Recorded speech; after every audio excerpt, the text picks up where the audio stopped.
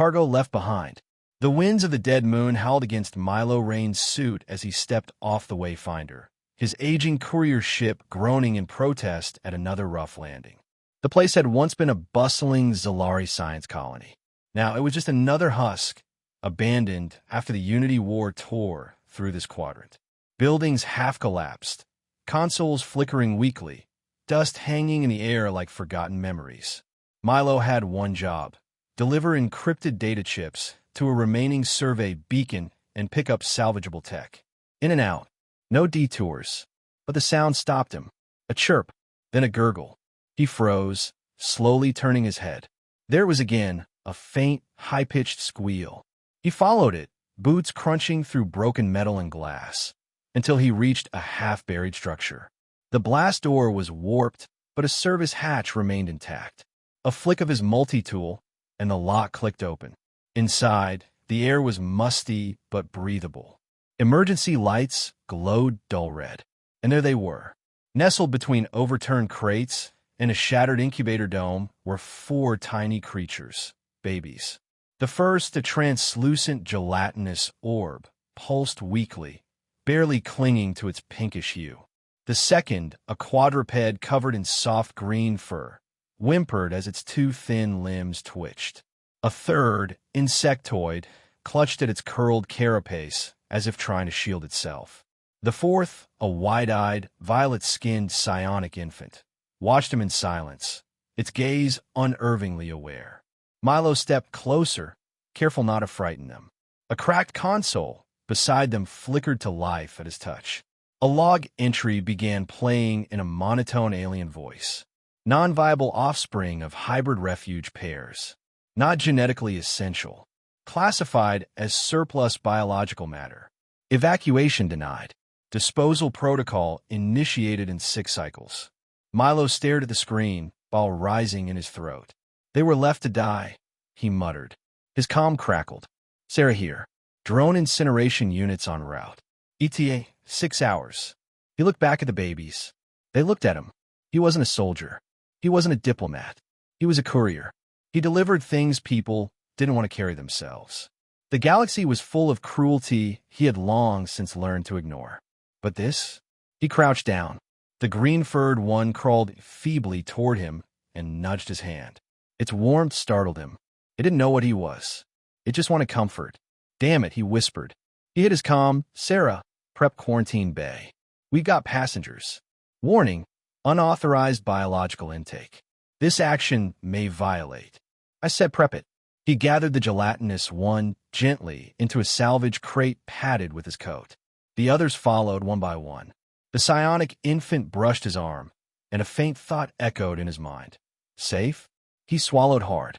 Yeah, I got you. As he sealed the hatch behind him and hurried back to the Wayfinder, the console behind him flickered again. Disposal protocol. Active. Countdown. 5 hours, 47 minutes. He didn't look back. Unwelcome passengers. Milo slammed the cargo bay shut as the ship rumbled beneath his boots. The Wayfinder wheezed as it pulled away from the moon's atmosphere, its aging engines protesting the rapid escape. He didn't care. The coordinates for Sanctum 9 could wait. Right now, the babies needed care.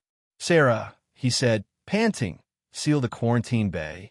Keep atmosphere at standard oxygen-nitrogen. Prep med scans. Processing. Unknown biologicals detected. Risk of contamination. High.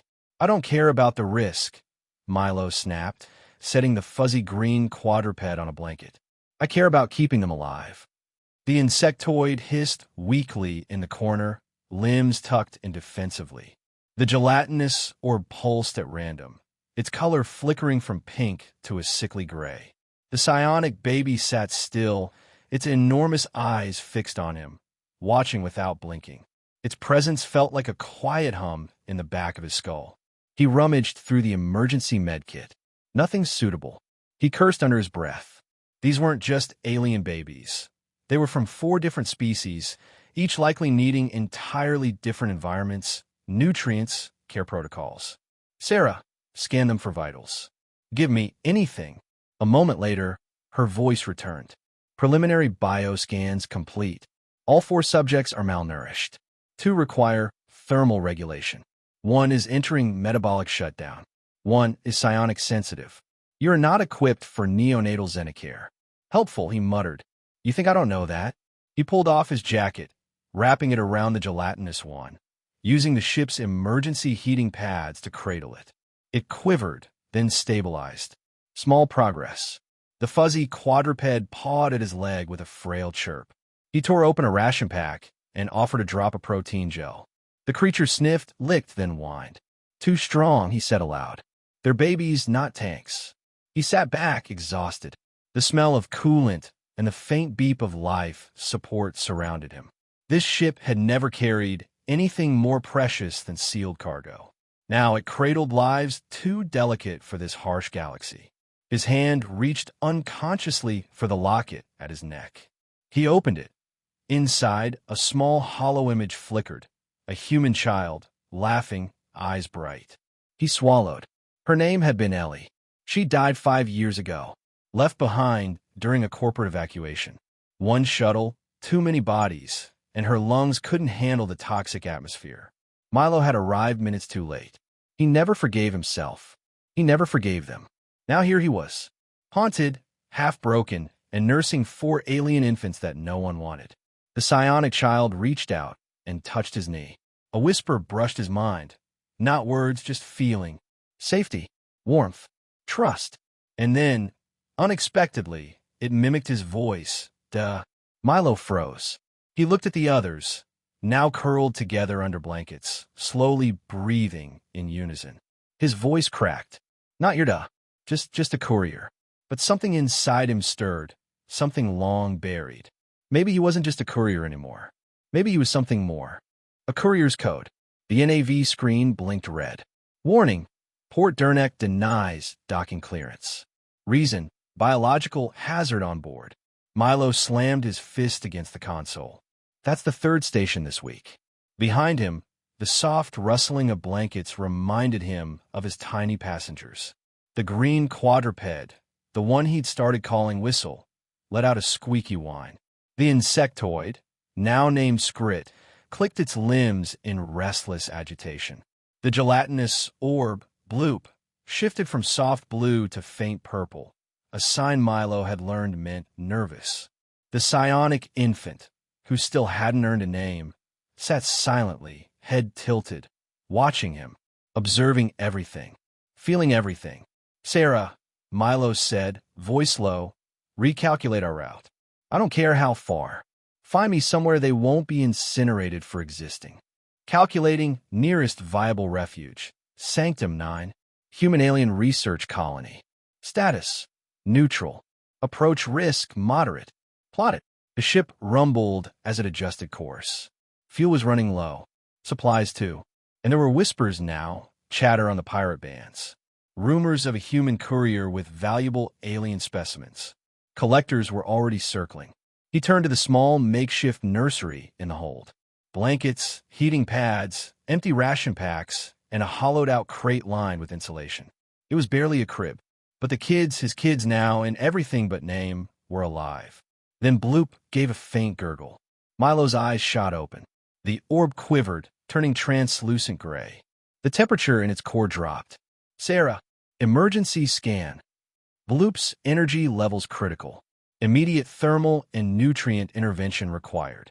Milo scrambled, pulling up the med drone from under the bunk. He hadn't used it in years. It sparked, flickered, but powered on. Upload Bloop's vitals. Set it to supplement with radiant thermal injections. Slow pulses. Too fast, and he'll liquefy. The drone hovered over the orb, injecting gentle pulses of energy. Milo held his breath. A minute passed, then another. Bloop shifted color, gray to pink. Relief hit him so hard he nearly collapsed. He looked down at the little blob, still weak but glowing faintly. You're not quitting on me, he whispered. Not after all this. He wiped his face with his sleeve. His reflection in the dim console light showed someone else now. Tired, scarred, but steadier.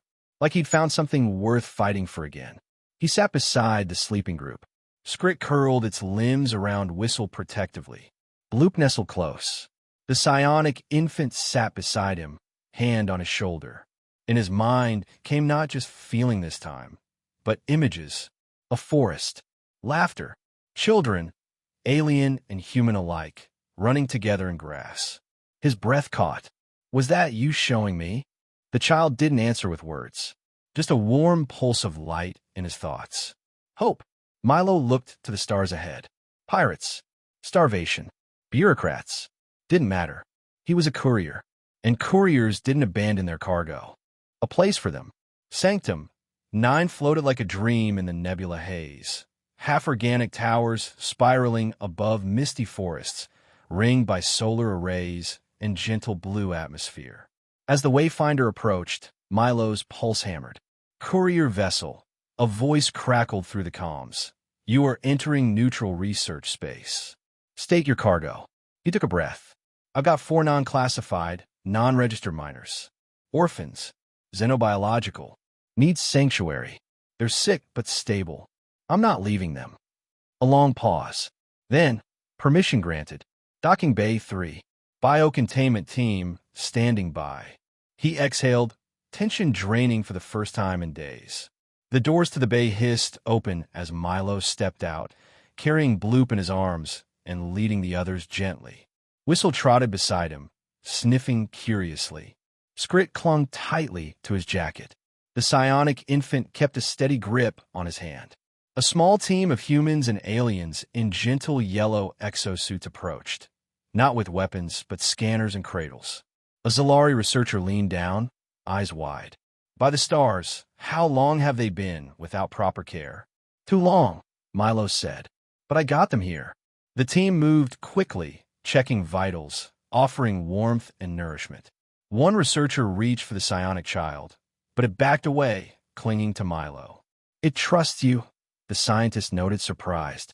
That's rare. Milo knelt. It's okay. These people are here to help. A soft pulse brushed his mind. Trust. Goodbye. Hope. The infant stepped forward. Hours passed in a blur. Medical analysis, decontamination scans, interviews. Milo answered everything truthfully. He expected resistance. Instead, he got silence. Then admiration. You did more than anyone else ever would, said Dr. Lin, a human xenospecialist. You kept 4 critically vulnerable lives alive across open space, without training or resources. That's not luck. That's heart. I'm just a courier, Milo replied softly. I deliver things.